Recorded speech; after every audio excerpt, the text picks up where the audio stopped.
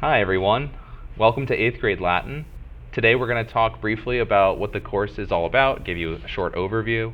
We're going to go through a typical lesson that we might do in the 8th grade class, and we're going to wind up by talking about best ways to contact me, as well as kind of where to find important information about the course on PowerSchool. So let's start off with course overview.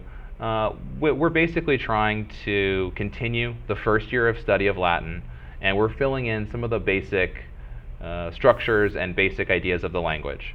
So we'll be learning about the remaining two declensions, fourth and fifth declension of nouns.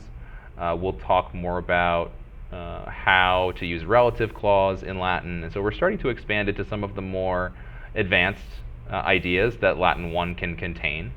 And here in the second year, we're really trying to impress on students how much fun and how amazing the study of Latin can be as you continue on to the subsequent levels.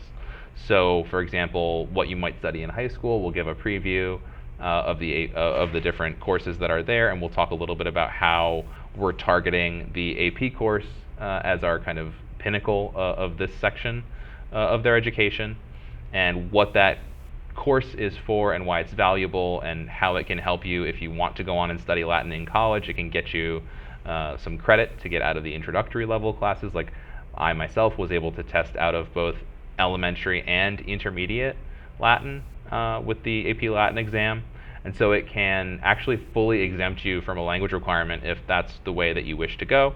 Or it can be an entree directly into the upper level Latin classes, which is where I ended up starting.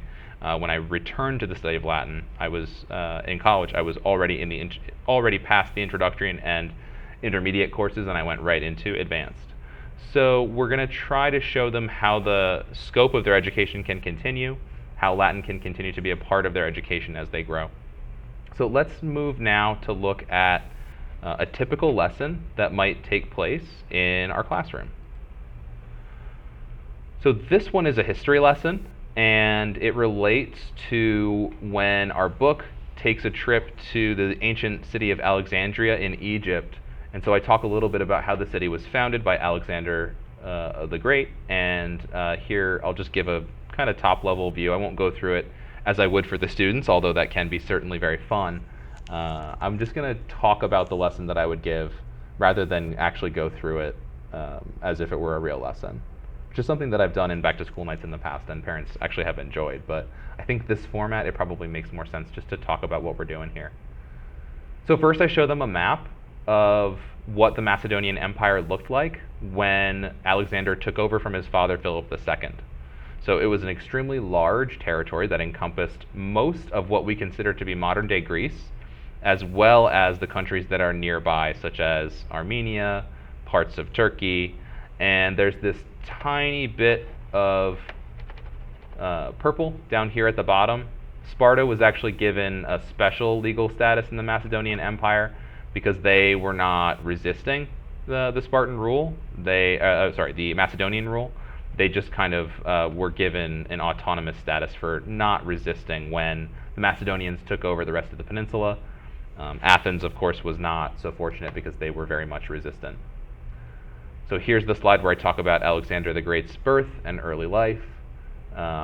He was groomed for royalty from a young age. The famous story is that when he was a young boy, he was able to tame a horse that none of his father's horsemen were able to tame, and that as a gift, his father gave him a very special large horse, different one, called Bucephalus, that he rode in battle on for the rest of his life. So Alexander eventually grew up to become king of Macedonia and the Macedonian Empire, and he immediately, on taking the throne, decides to invade to the east and to fight against the Persian Empire, who was controlling territory out that way. And in very short order, within a matter of just a few years, he's fought his way to the south and taken over Egypt, and then he goes on an eastern journey that basically seems to have no end. He conquers in an easterly direction for the next 10 years, almost, and during that time, his soldiers grew very weary of conquest, and so they eventually forced him to return home. However, before they were able to convince him, he tragically died.